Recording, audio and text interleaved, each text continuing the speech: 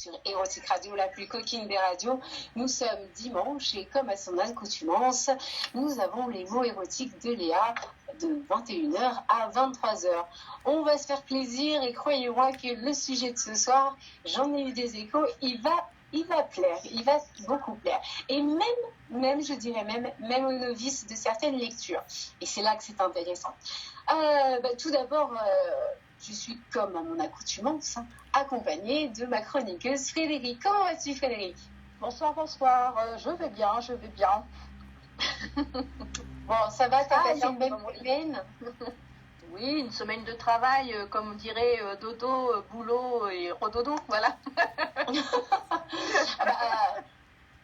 Je dirais que bon, c'est à l'heure d'aujourd'hui en ce moment, c'est assez compliqué pour tout le monde. Voilà. Mais voilà, c'est les situations. Et j'espère bien que ce soir, on va pouvoir un peu voyager dans notre esprit, dans l'esprit de la littérature et de l'écriture, parce que moi, ça me plaît beaucoup. Alors, on a beaucoup de monde sur le chat et ça fait plaisir. Donc, on va dire bonsoir à Claude Maître, Choun. On a Tistef qui est arrivé parmi nous. Je vais pas rentrer trop dans le chat parce que ça fait beaucoup, mais bonsoir à vous tous qui nous rejoignez sur le chat, n'hésitez pas, éroticradio.com, vous arrivez sur le menu, l'accueil, le chat, c'est anonyme et c'est gratuit, n'hésitez pas, venez nous rejoindre. Nous avons donc une première partie avec une auteure et nous aurons une deuxième partie avec un sujet, et je pense que justement la conjoncture d'aujourd'hui fait que on m'a posé plusieurs fois la question, mais je pense que c'est un sujet qui va parler à beaucoup de gens, même hormis ce qui se passe aujourd'hui. C'est-à-dire, on m'a posé la question, qu'est-ce que devient la libido quand on est H24 l'un sur l'autre? Alors, c'est un jeu de mots que j'ai créé parce que, bon, H24 l'un sur l'autre, c'était assez sympa par rapport à la libido.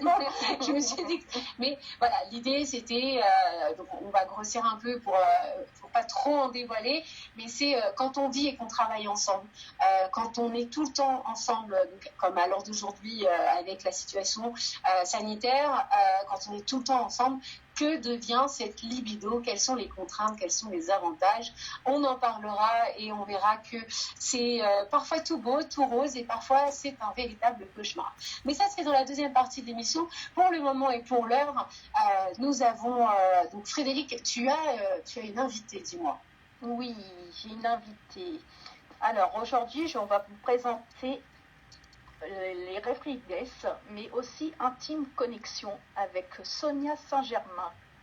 Bonsoir Sonia. Bonsoir Frédéric, bonsoir Léa. Ravie d'être parmi vous ce soir.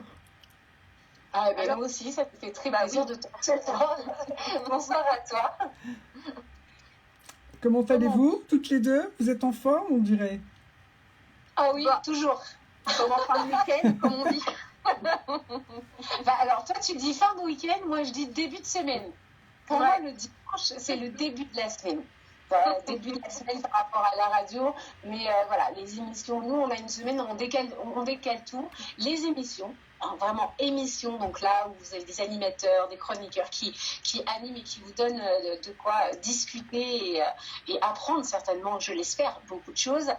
Vous en avez du dimanche au jeudi soir.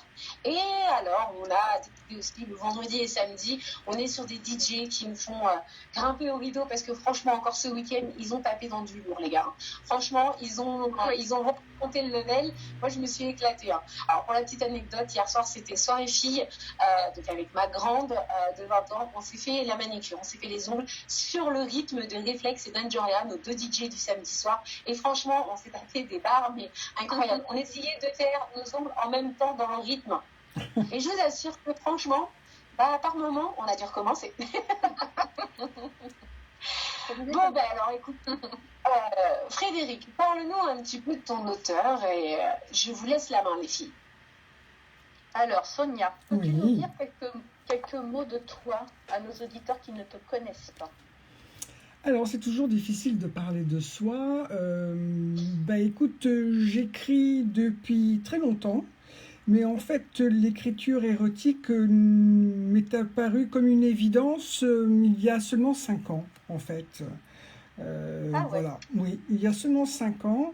Et j'ai eu un déclic un jour. Je me suis posé la question de savoir où j'en étais, moi, à propos de ma sexualité en tant que femme. Est-ce que j'étais une femme épanouie? Et je me suis dit qu'il fallait que je mette par écrit tout ça. Et donc, je me suis inventé des histoires très, très, très, très érotiques, très sensuelles, voire même pornographiques. Des choses que j'ai pu voir, qu'on a pu me raconter, que j'ai pu imaginer. Et parmi tout ce fatras d'histoires, je me suis retrouvée, la femme que je suis, la femme sexuelle que je suis. Et donc, je suis assez heureuse parce que maintenant, je suis plutôt épanouie de ce côté-là. Voilà, il m'a fallu l'écriture pour me révéler. C'est bien ça. Ouais. Et j'ai pas fini encore. Ouais. Il y a tellement de choses que j'ai encore à découvrir et à explorer. Et bah, tu vas nous montrer ça dans tes écritures, j'espère. Je vais te dire, te montrer peut-être pas, mais t'en parler. Oh. Donc tu disais que depuis 5 ans tu écris de la romance érotique, c'est ça? Oui. Mais c'est tu écrivais avant alors? Pardon? Tu écrivais avant? Oui, j'ai toujours écrit en fait. J'ai toujours eu un petit carnet que j'ai noirci de mots, de nouvelles, d'idées. Oui, j'ai toujours eu ce besoin. Et j'ai toujours eu ce besoin. Et puis je te dis, il y a 5 ans, j'ai eu la possibilité d'écrire un roman et la chance d'être édité. Donc, c'est que du bonheur. Oui, surtout quand on a une maison d'édition qui nous dit oui, je pense que ça doit être que du bonheur. Oui, c'est vraiment très sympa, c'est très bien. Et j'adore travailler avec Libertine Édition, d'ailleurs, qui me suit partout. Donc, oui, c'est une très belle aventure pour moi. Donc, si je reprends bien... Ah, excuse-moi. Non, si je reprends bien, tu as écrit des livres et à partir il y a 5 ans, depuis 5 ans. Okay. Avant, c'était des écrits ponctuels que tu gardais pour toi-même. Voilà, j'ai des tiroirs pleins de nouvelles que je sortirai peut-être un jour. Je vais voir comment je vais organiser ça, ou peut-être que ça va rester dans le tiroir. Je ne sais pas encore. Pour l'instant, j'ai tant de choses à dire sur le BDSM, sur l'érotisme, sur la sexualité des femmes, sur leur mystère, parce que c'est vraiment mystérieux. Et d'ailleurs, je me suis beaucoup penchée sur le plaisir des femmes. Je le ferai sans doute aussi pour les hommes, mais celui des femmes m'a toujours interpellée. Ça a toujours été très, très mystérieux pour moi, paradoxalement, alors que je suis une femme. Mais comme je me méconnaissais, je dois me méconnaître encore un petit peu aujourd'hui, donc il était pas plus facile, mais plus logique pour moi de m'intéresser aux femmes, à leur sexualité, à leur fonctionnement.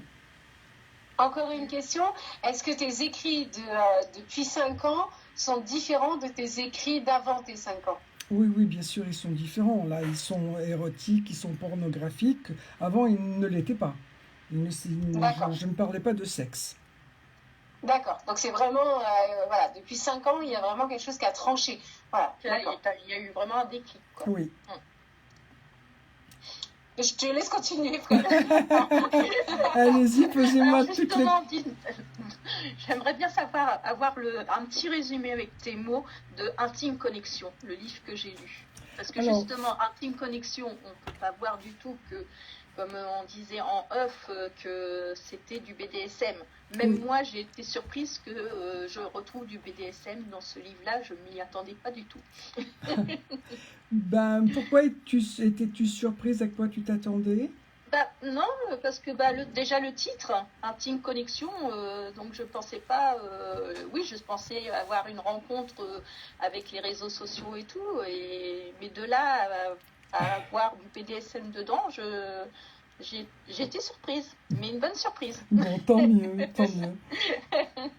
En fait, ce sont mes personnages, Nara et Adam, qui se rencontrent sur Facebook, comme beaucoup. Et ils vont échanger des messages épistolaires pendant un certain nombre de semaines, voire de mois. Mais avec la différence... C'est épistolaire. Oui, Ça veut dire c'est quoi? virtuel. C'est virtuel. Des messages virtuels. D'accord. Voilà. D'accord. J'adore. Le petit lexique. Ah oui, bah oui, mais moi je pars dans l'idée, tu vois, comme je dis souvent, quand c'est pas mon univers, j'aime bien m'enrichir. Oui, oui. Et pour m'enrichir, il Allez. faut que je comprenne tout. On va s'enrichir ce soir, t'inquiète pas, je suis là. Parfait. C'est très très bien. Et donc, et en fait, leurs messages sont très riches, sont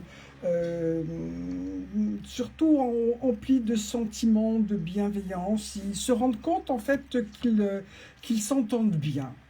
Et ils ont tellement peur d'être déçus qu'ils décident, pour une éventuelle rencontre, qu'ils décident de ne pas se voir, de ne pas s'envoyer de photos, et de rester dans le fantasme, dans l'imaginaire, de s'imaginer la femme parfaite ou l'homme parfait.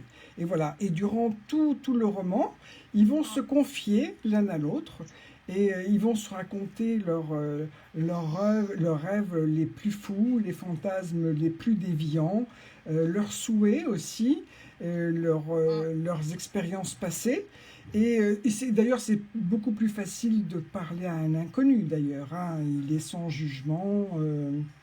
Voilà. Et c'est de là d'où vient le titre. C'est une intime connexion qu'il y a entre eux. Et voilà, je laisse le soin aux auditeurs de lire le livre parce que je ne vais pas révéler la fin. Vont-ils se voir ou pas? Ça, on ne sait pas. Voilà, donc il est beaucoup question de BDSM parce qu'ils sont tous les deux dans cet univers-là et ils aiment les pratiques de BDSM, les jeux d'impact, les jeux de fire, de body fire, etc. Alors, petit lexique peut-être, on commence? Oui, exactement, c'est ce que j'allais dire, c'est très bien. Elle ne me connaît pas, elle m'a grillé direct. Voilà, alors le BDSM, c'est bondage, domination, soumission, sadomaso. En fait, c'est ça que ça veut dire. Et tout ce qui n'est pas BDSM, c'est du vanille. C'est-à-dire que les gens qui ont une sexualité tout à fait classique, ordinaire, on va les appeler les vanilles. Voilà. D'accord. Et puis, bon, d'un autre côté, il y a les BDSM, ceux qui ont des pratiques déviantes, pas toujours sexuelles d'ailleurs, il n'y a pas de sexe en principe dans ce genre de pratique, parce que ça demande beaucoup de concentration et d'attention. Donc, en principe, on ne mélange pas les deux. Et voilà. Voilà. Et comme ça, il y a tout un tas de pratiques que je ne les énumère pas tous dans Intime Connexion, mais une bonne partie est décrite dans des récits où l'un ou l'autre raconte. Alors, je me permets de vous interrompre. Je me permets de vous interrompre parce que nous avons justement sur le chat Amiris qui vient d'arriver et qui dit « Bonsoir, plaisir d'écouter Sonia ». Ensuite, nous avons Lisa Fleur de Lys qui nous dit « Bonsoir à toute l'équipe, encore une émission très intéressante ». C'est vrai qu'on a déjà eu le plaisir de recevoir Lisa Fleur de Lys sur le chat. Et elle dit « J'ai adoré les livres de Sonia, je me suis délectée de ses mots ». Merci. Elle a des jolis mots aussi, Lisa. C'est adorable. Merci beaucoup, Lisa. Donc, on parle de ces mots, mais si tu n'étais pas... là, c'est la petite curieuse qui arrive. S'il y a 5 ans, tu n'étais pas dans ce type d'écriture, il a bien fallu... Alors, on a aussi Limul qui vient d'arriver sur le chat. Bonsoir, Limul. Il a bien fallu que tu ailles chercher un petit peu toute cette connaissance, puisque tu ne l'avais pas avant. Non, je ne l'avais pas. Et je vais vous raconter comment c'est arrivé, très brièvement. Hein. Je cherchais autre chose dans ma vie sexuelle, en fait. Je cherchais autre chose. Je ne savais pas vraiment quoi. Et en regardant sur Internet, ce que je voulais, c'était m'abandonner, c'était vraiment lâcher prise. Et c'est quelque chose que je n'arrivais pas à faire et que j'ai toujours du mal à faire parce que je veux garder le contrôle. Et comment y arriver, je ne savais pas. Donc j'ai un jour vu qu'il y avait des goûters qui étaient organisés dans un club à Paris. Et dans ces goûters, c'était les goûters du Divin Marquis, pour ne pas les nommer. Il y avait des pratiquants du BDSM qui se réunissaient le vendredi après-midi et qui jouaient. Donc je me suis dit, je vais y aller, mais seule, j'ose pas. Comment faire Enfin, j'avais quelques appréhensions. Et puis, je suis tout de même une femme courageuse. J'y suis pas allée d'emblée, mais j'ai téléphoné et je suis tombée sur une personne très gentille et très bienveillante qui m'a dit qu'en fait, je risquais moins. On a perdu. Je suis... Oui, on l'a perdu quelques instants. Je pense que j'ai une petite. Ça y est, elle est revenue. Voilà, je suis là. Et en fait, il me dit de venir sans problème le retrouver, le voir, aller dans son club, parce que je risquais moins dans son club que dans le RER A. Vous voyez, c'était très rassurant. Donc, me voilà partie un vendredi après-midi dans ce club, il y a donc 5 ans de ça, et j'y ai découvert un monde incroyable. Incroyable, fait de jeu, de bienveillance, d'attention et de respect. Voilà. Et j'ai tout de suite adhéré. Alors moi je n'ai pas pratiqué, parce que c'est pas comme ça que je voyais mon initiation, mais j'ai commencé le lâcher prise avec le shibari en fait.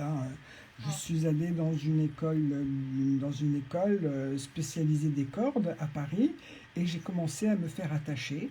Et là, en fait, j'ai découvert l'abandon. Et ça m'a beaucoup, beaucoup, beaucoup plu. Voilà, pour l'initiation, j'ai commencé comme ça. Et puis petit à petit, j'ai lié une connaissance, voire même amitié avec certains pratiquants. Pour certains, ce sont des amis maintenant. Et ils m'ont appris, j'ai regardé aussi beaucoup, je me suis informée. J'ai fait ma petite curieuse dans mon petit coin, j'ai fait ma petite souris et puis voilà. Et puis un jour, je me suis dit que je devais mettre tout ça sur le papier et j'ai inventé cette histoire de Nara et d'Adam. Voilà. C'est très bien, c'est très intéressant. Je vais te dire pourquoi. Parce que très souvent, on peut écrire plein de choses dans la vie. On peut écrire énormément de choses, mais et très souvent, ça vient de l'imaginaire. Ça vient de ce qu'on peut penser, ça vient de ce qu'on peut avoir comme aussi bien préjugé que de ce qu'on nous a raconté. Mais rarement, en tout cas, une personne a été à la recherche, sans que ce soit un documentaire, quelque chose. Quand tu crées une histoire comme la tienne, tu as écrit un roman, un livre, l'auteur va pas spécialement aller dans cette recherche et dans cette connaissance. Alors, tout à l'heure en off, on disait à Fred, c'est pas trop ton univers. Pour tout te dire, le BDSM, c'est le mien. Donc, c'est vrai que j'étais curieuse de savoir, par rapport à ce que tu as dit, alors les quelques brèves minutes qu'on s'est eues juste avant, que c'était du BDSM. Je me suis dit, alors, à quel niveau et comment cette personne a pu écrire sur du BDSM? Et quand tu as démarré en disant « ça fait 5 ans que j'écris, je me suis découverte », je me suis posé la question.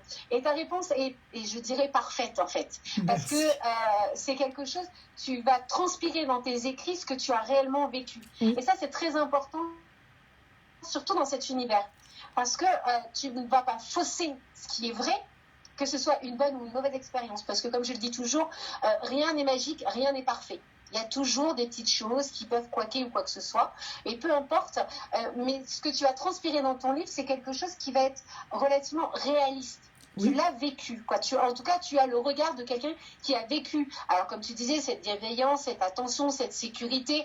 Et ça, c'est très important, surtout pour des personnes comme moi qui sont de l'univers du BDSM. C'est quelque chose on va pouvoir dire et même conseiller à dire, bah tiens, si ça t'intéresse, va lire Sonia Saint-Germain parce que c'est quelqu'un qui a transpiré la vérité dans son roman. Et ça, c'est plaisant. Absolument. Donc voilà, c'est le petit truc, donc ça me plaît beaucoup. Par contre, ça peut choquer pour certains. Oui, alors bien Voilà. sûr, de toute façon, dans la 4e de couverture, il est indiqué au moins de 18 ans. Donc, Voilà. bon, voilà, on sait de quoi il en retourne tout de même. De toute façon, quand je rencontre mes lecteurs, je les avertis, hein, ils savent de quoi il s'agit. Voilà, ce sont des gens qui sont adultes avertis. Il y en a qui sont intéressés, d'autres qui ne le sont pas. Il y a des curieux, voilà. Mais en tout cas, en librairie, à la Musardine, quand quelqu'un va l'acheter à la Musardine est une librairie érotique, donc on sait de quoi, ce qu'on va y trouver. Pareil pour Libertine, la maison d'édition s'appelle Libertine, ça veut tout dire aussi.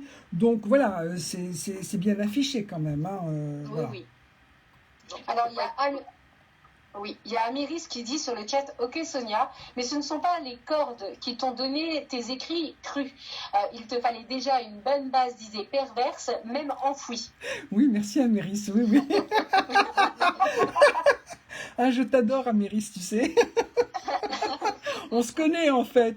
Oui, oui, oui. En fait, t'as raison, tout à fait. Bien sûr, j'ai commencé par les cordes et après les autres pratiques sont venues de source. Et j'ai adoré ça. Comme je disais tout à l'heure, mon lâcher prise a été tel que je faisais des subspace. Et ça veut dire s'évanouir, être un petit peu dans le coma, tellement le plaisir est fort. Hein. Voilà, et c'est vraiment ce que je recherche. Enfin, je recherchais ça sans savoir que ça allait m'arriver, en fait. Hein. Je me suis tout simplement laissé porter avec les bonnes personnes. Voilà. c'est ça qui est bien. Ça, c'est bien. Ouais. En fait, alors quand je dis les bonnes personnes, je veux absolument mettre le ton sur la sécurité. Il ne s'agit pas que les gens qui m'entendent, les femmes qui m'entendent ou les hommes qui m'entendent se jettent à corps perdu dans le BDSM juste pour faire une expérience. J'ai une certaine maturité, donc j'ai fait des choses avec beaucoup, beaucoup de discernement. Et donc, je ne saurais que donner, plutôt de dire de faire attention à la prudence, quoi, hein, de ne pas se jeter à corps perdu comme ça, juste parce que vous avez lu un livre, parce qu'on vous a dit ci, on vous a dit ça. Voilà, prudence avant tout. Prudence et confiance. Voilà, et ce ne sont pas des pratiques qui sont anodines, donc il faut faire, voilà, il faut faire Non, très parce qu'il y attention. en a une que je ne connaissais pas, que j'ai déjà entendu parler, mais je ne savais pas le nom, ondinisme. Donc, l'ondinisme, ah oui, voilà. oui. Je savais que c'était pratiqué, mais je ne connaissais pas le terme. Donc, Voilà, oui, parce heureusement que qu'il y avait le petit lexique en bas pour me prévenir. Et voilà. à pas confondre avec l'uro, quand même. Hein. L'ondinisme, c'est juste le plaisir de voir faire pipi quelqu'un. C'est très érotique. Ça te laisse sans voix. Oui. Non, parce que moi, je suis plus comme ta première expérience, le shibari. Donc, moi, je suis plus dans ce style-là que les autres pratiques. Oui, Je suis après, cette pratique du shibari, moi. Oui, après, chacun ses tendances, Voilà. chacun sa pratique. Il n'y a pas de jugement. Enfin, les Non, gens vraiment doivent vivre. C'est pour ça que je te dis que pour certains, ça risque de choquer. Pour les personnes vanilles, quoi, par exemple, comme tu dis. Ah ben Donc, oui, mais bon, dans ce cas-là, il n'y a aucune obligation. Ils ne sont pas obligés de pratiquer l'ondinisme. Hein, voilà. En tout cas, c'est une chose qui existe. C'est une chose qui plaît beaucoup. Et puis, voilà. C'est comme pour tout. Je ne pensais pas hein. que ça plaisait beaucoup. Oui, ça plaît beaucoup, oui. Ça plaît beaucoup. Voire même si je peux même donner un peu plus, l'ondinisme me plaît même plus que l'uro justement. C'est Ah une oui, étape, c'est de transition, une étape en général où quand tu arrives à l'ondinisme à un moment donné ou pas, tu vas à l'uro, mais très souvent c'est ta première étape de la découverte au niveau oui, euh, absolument. parce que c'est quelque chose, voilà, c'est assez, donc c'est comment dire, ça reste dans le charnel, ça reste dans l'excitation, dans un côté très sensuel, avec une ouverture de l'intimité qui va au-delà de ce côté intimiste dans les toilettes. C'est vraiment quelque chose qui te fait fusionner avec la personne avec qui tu partages ce moment-là. C'est quand même ce qu'on appelle de l'or. Hein. Voilà. C'est assez particulier. C'est vrai que, comme tu disais, Fred, ça peut choquer certaines personnes Oui. qui ne connaissent pas, qui découvrent ou qui ne savent pas, qui mettent vraiment cette pratique comme. Alors, on va parler un peu en mode enfant. Faire pipi reste quelque chose, quand on dit dans une intimité toilette. Là, on va vraiment dans une pratique un peu plus ouverte avec une personne qui, voilà, c'est complètement différent. On n'a plus du tout le même regard. Mais de toute façon, à partir du moment où on rentre dans l'univers déjà BDSM, il faut avoir une ouverture d'esprit, il faut avoir cette liberté et cette acceptation de pouvoir tout voir. Tu vois, ça va même au-delà, on rentre dans une branche du libertinage, où le libertinage est une chose, est un fait, c'est de la sexualité. Mais quand on rentre dans la branche du BDSM, il ne faut vraiment plus avoir de barrière. Il ne faut surtout pas avoir de jugement. Et Alors, tout ce pas qu'on de peut voir, barrière, mais peut-être des limites. oui, Tu vois, il faut garder certaines limites, il faut jamais aller au-delà de ces limites. C'est là oui, de où ses ça, propres limites à de ses soi-même. propres limites, et c'est là où ça peut être dangereux, justement, hein. Donc voilà, tu aimes pas le londinisme, eh ben, tu le fais pas. Tu n'aimes pas les jeux d'impact, ben, tu fais autre chose. Voilà. C'est Après, ça. chaque couple a ses critères, Ça fait pratique. ses règles, etc., hein. Donc voilà.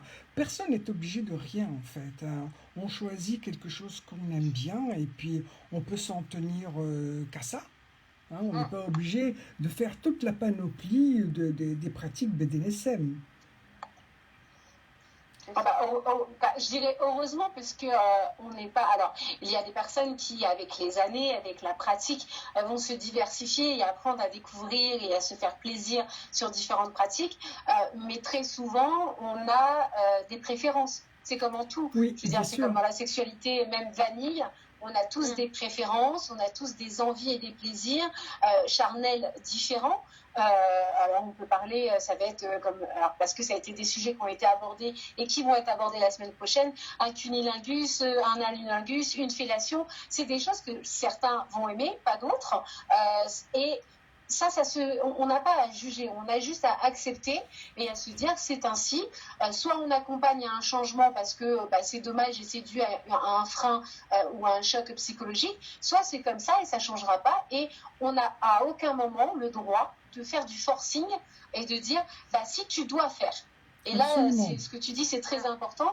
On a chacun nos limites et c'est très important de les respecter. Mais tu Vraiment. vois, dans ce genre de club dont je parlais précédemment, il y a cette liberté de choisir. Les gens viennent, boivent un verre, discutent avec des amis, ils ne sont pas obligés de jouer. Il n'y a aucune obligation. Il y a un respect qui est très très très très fort et moi c'est ce que j'adore. Voilà, donc si tu veux jouer, ben, tu joues, si tu ne veux pas, tu ne fais rien. Ou alors tu choisis les jeux dont tu as envie de pratiquer, que tu as envie de pratiquer. Voilà, il y a une totale liberté et oui, oui. Mais c'est comme ça aussi qu'en regardant les autres, qu'on teste ses propres limites. Tu vois, en regardant Bien sûr, parce que tu vas aller. voilà, et tu te dis, moi je pourrais pas supporter ça. Quoique, tu te le dis, mais bon, peut-être qu'un jour, si tu le pratiques, tu diras, oui, finalement c'est pas mal. Mais bon, tu peux avoir déjà un aperçu de ce que tu aimes et de ce que tu n'aimes pas, en tout cas. Oui. Alors, on a Amiris qui nous dit les limites infranchissables doivent être respectées. Regarder les autres, c'est jouer et être très formateur. Alors, on va faire une pause musicale, les filles, et puis on va revenir juste après. Et là, vous allez nous parler de ce roman qui fait fureur. Et j'espère même avoir le droit à un extrait. Allez, à tout de suite sur Héros. À tout de suite. Voilà, c'est l'heure de la pause. Merci de me suivre si nombreux. Je vous répondrai tout à l'heure. Je répondrai tout à l'heure à vos petits messages. Amiris, je t'adore. Merci d'intervenir. À tout à l'heure. Bisous. C'est important de pouvoir justement